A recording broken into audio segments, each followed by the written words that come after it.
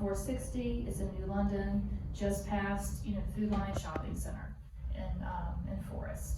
So there's a main road here, which is Mead Road, and you'll see lots 15 and 16. These are what we've been calling phase 2.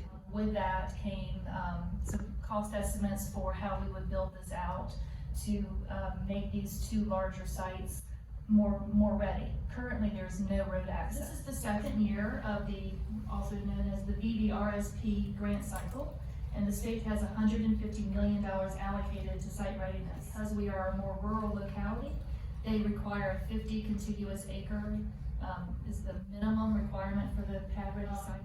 There's also a grant for the Virginia Tobacco Revitalization Commission, otherwise known as the TRR. Timeline for this is the grant was due, the application was due on January 11th.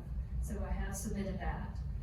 We can withdraw it at any time. Water is that upper triangle. I talked to them about just kind of putting on some thinking caps and maybe reworking some of that areas and all these easements. Right now, we've got a few holes that are where sort of a grassy area is where the road is. So at the end of this project, we have one pad ready site. We have two others that are partially give us one larger cleared and grubbed site.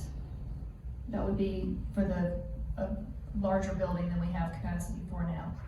To me, I'm opposed to doing this tonight because I'm not going to be in favor of it even months from now. $787,000, what I'm going to call a pipe dream of something down the line that we might sell. When the reality is so often we wind up in negotiations and we're having to give more and more and more, pay more and more out of the county taxpayer's budget to try to get somebody in. And I think it's time we have a reality check here. And I, for one, cannot support this. The decision makers in these corporations, I mean, they make decisions in 10 days. They look to see what you have in inventory, and if it meets the criteria of what their demands are, and they move quickly. You gotta have inventory to sell it. And the closer it is marketable ready, the better chance you're gonna have of getting the client. The other major infrastructure that I've heard over the years is gas, natural gas. And it seems to me if we were gonna invest in making the New London Park more marketable, we might be better suited in seeing if there's grant money to get gas lines run to the park. Because then that would open up that entire park. I have spoken with gas companies about that. That is about $2 million a mile, and I believe that's about a $20 million investment. And from what I understand, and after talking with them and hearing other of my local colleagues, they will not bring in gas unless they know they're going to have a customer. So it's just always a chicken or egg. They won't do it without a prospect. I don't know what revenue is coming in. I don't know what issues we have that we're going to have to be voting on. So I hate to say yes. I mean, I'm all for it. But my concern is I've heard that we have some really big issues with the landfill. We have some really big price tags coming in with fire and rescue. And how can I say yes to this when I don't know what those price tags are? Raised the taxes last year, and if we even get close to talking about raising taxes again, I'm against it.